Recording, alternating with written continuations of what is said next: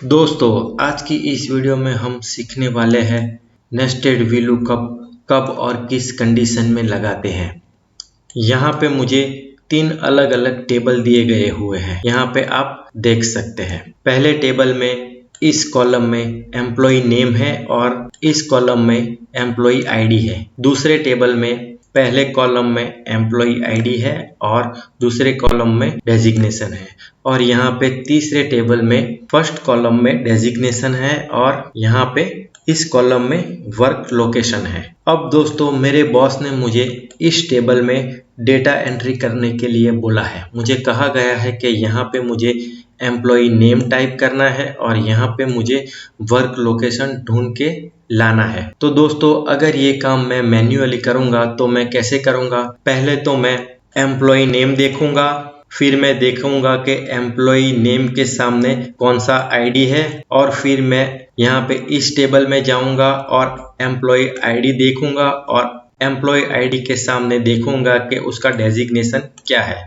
फिर मैं इस तीसरे टेबल में जाऊँगा और डेजिग्नेशन देख लूँगा और उसके सामने मैं देखूँगा कि उसका वर्क लोकेशन क्या है। तो दोस्तों, यहाँ पे अमित का वर्क लोकेशन आएगा ब्रांच 1, क्योंकि अमित का एम्प्लॉय आईडी 01 है और इस टेबल में आईडी 01 का डेजिग्नेशन है ऑफिस बॉय और यहाँ पे तीसरे टेबल में ऑफिस बॉय ब्रांच 1 में काम कर रहा है, वो इंफॉर्मेशन लिखी हुई है। तो दोस्तों, अगर इस तरह से मैं ये मैन्युअली करूँगा तो इसमें काफ़ी सारा टाइम निकल जाएगा और ये स्मार्ट वर्क नहीं कहलाएगा। दोस्तों, हमें एक्सेल में स्मार्ट वर्क करना सीखना है। तो दोस्तों, ये काम करने के लिए मैं नेस्टेड VLOOKUP फंक्शन का यूज़ करने वाला हूँ। उससे पहले आपको ये जानना जरूरी है कि VLOOKUP आखिर किस चीज़ से बना हुआ है। यहाँ पे VLOOKUP का आर्ग्यूमेंट्स दिए गए हुए हैं। पहला आर्ग्यूमेंट है लुकअप वैल्यू, दूसरा आर्ग्यूमेंट है टेबल एरे, तीसरा आर्ग्यूमेंट है कॉलम इंडेक्स नंबर और चौथा आर्ग्यूमेंट है रेंज लुकअप, जहाँ पे हमें फॉल्स और ट्रू सिलेक्ट करना रहता है। फॉल्स और ट्रू का मतलब यही है कि हमें एग्जैक्ट मैच चाहिए या अप्रोक्सीमेट मैच चाहिए। दोस्तों, अगर आप नहीं जानते हैं तो मैं बता देता हूं कि VLOOKUP फंक्शन की कुछ लिमिटेशंस है। जैसे कि VLOOKUP में हम टेबल एरे सिर्फ एक ही बार सिलेक्ट कर सकते हैं। VLOOKUP में हम टेबल, जैसे कि ये एक टेबल है, हम टेबल सिर्फ एक ही बार सिलेक्ट कर सकते हैं और सिर्फ एक ही टेबल सिलेक्ट कर सकते हैं।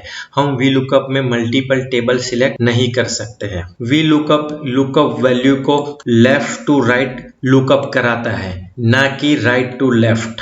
तो दोस्तों, यहाँ पे मेरे पास लुकअप वैल्यू तो अवेलेबल है, लेकिन जो रिजल्ट मुझे रिजल्ट चाहिए वर्क लोकेशन, वो सेम टेबल में अवेलेबल नहीं है।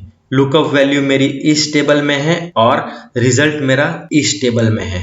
तो अब मैं नेस्टेड VLOOKUP फंक्शन का यूज करूंगा, जहां पे मैं लुकअप वैल्यूज को लुकअप करा के वर्क लोकेशन ढूंढ निकालूंगा।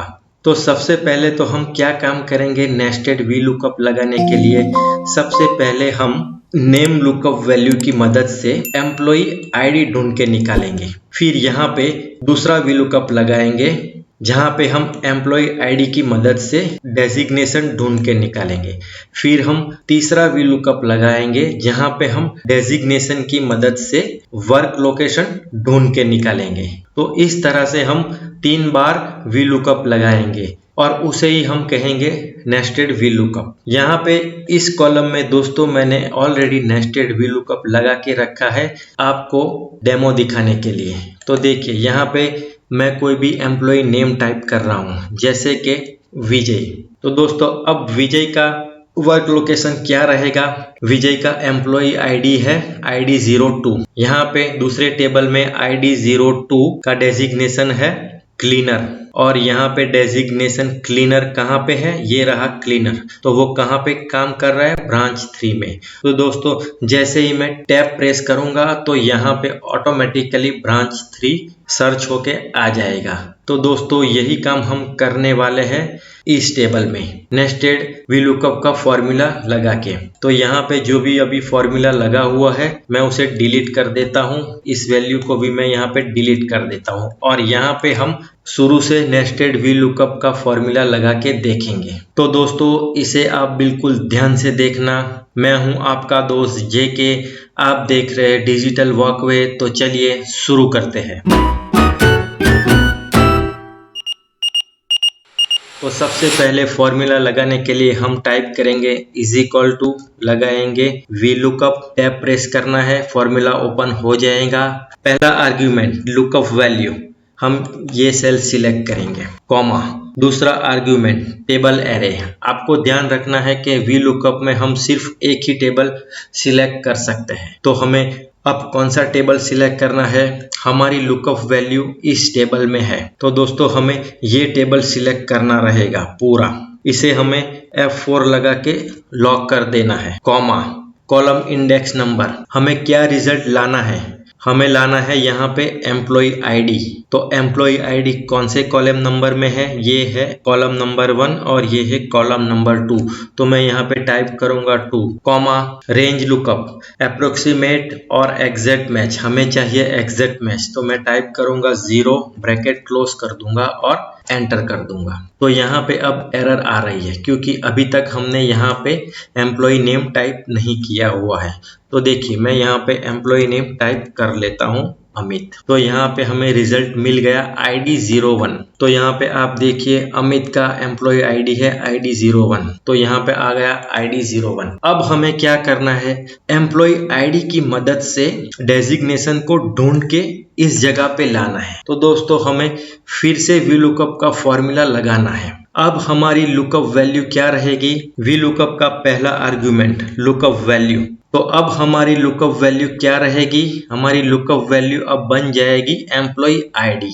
तो दोस्तों अब आपको यहाँ पे ऊपर फोकस करना है और यहाँ पे वीलुकअप के आगे हम और एक वीलुकअप लगाएंगे। तो देखिए ये काम हम कैसे करते हैं, यहाँ पे इज इक्वल टू के आगे आपको फिर से वीलुकअप लगाना है, वीलुकअप। आप टैब प्रेस करिए, वीलुकअप का फॉर्मूला ओपन हो जाएगा। पहला आर्गुमेंट लुकअप वैल्यू, तो लुकअप वैल्यू हमारी ऑलरेडी बन चुकी है एम्प्लॉय आईडी। लुकअप वैल्यू हमारी है एम्प्लॉय आईडी। तो मैं सीधा लास्ट में आ जाऊंगा और यहाँ पे मैं कॉमा कर दूंगा। अब पूछ रहा है टेबल एरे, दूसरा आर्गुमेंट टेबल एरे। तो अब टेबल एरे हमारा कौन सा रहेगा, क्योंकि हमारी लुकअप वैल्यू अब बन चुकी है एम्प्लॉय आईडी, तो हमारा टेबल एरे ये रहेगा जिसमें एम्प्लॉय आईडी है। इसे हमें F4 लगा के लॉक कर देना है, कॉमा, कॉलम इंडेक्स नंबर।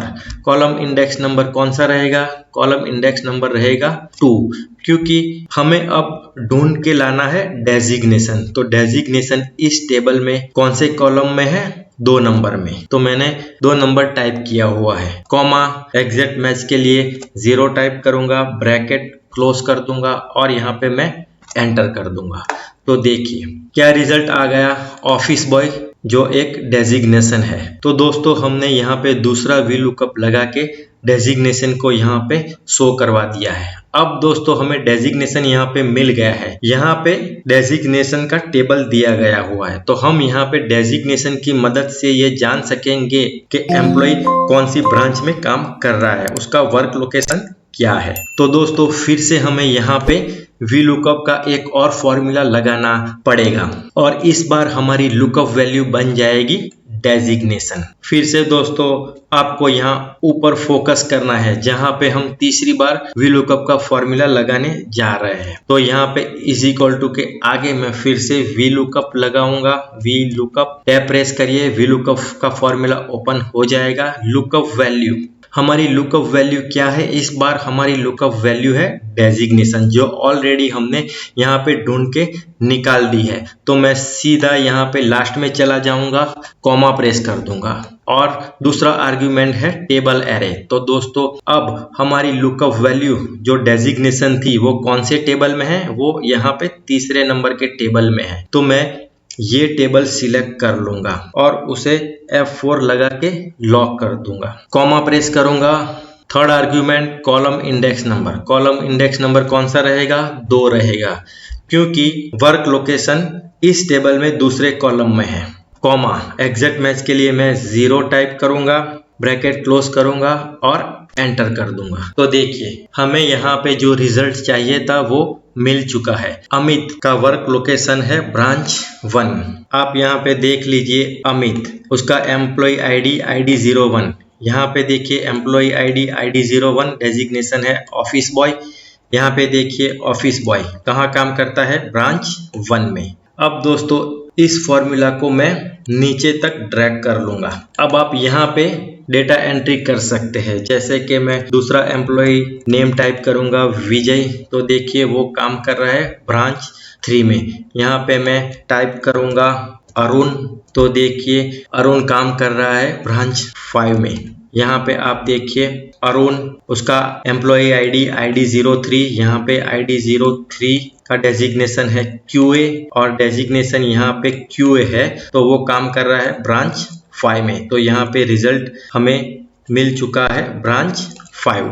अब दोस्तों आपको इस NA एरर को रिमूव करना है, तो आपको इफ एरर फॉर्मूला का यूज करना पड़ेगा। तो दोस्तों आप यहाँ पे पहले नंबर के सेल के ऊपर क्लिक कर दीजिए और अब आपको यहाँ ऊपर फोकस करना है, जहाँ पे हम इफ एरर फॉर्मूला का यूज करने वाले हैं, ताकि ये NA एरर यहाँ से डिसअपियर हो जाए। तो दोस्तों VLOOKUP के आगे हम इफ एरर का फॉर्मूला टाइप करेंगे। यहाँ पे आप इफ एरर फॉर्मूला सिलेक्ट कर लीजिए, टैब प्रेस कर दीजिए, फॉर्मूला ओपन हो जाएगा। पहला आर्ग्यूमेंट वैल्यू है, तो वैल्यू ये पूरा फॉर्मूला रहेगा। आप यहाँ पे लास्ट में आ जाइए, कॉमा प्रेस कर दीजिए। Second argument value if error.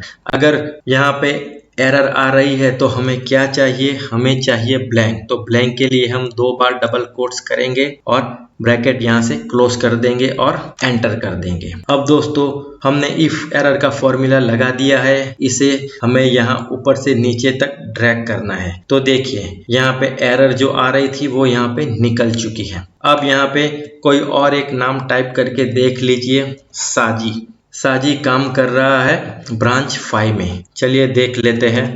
Employ name साजी, एम्प्लॉय ID 04।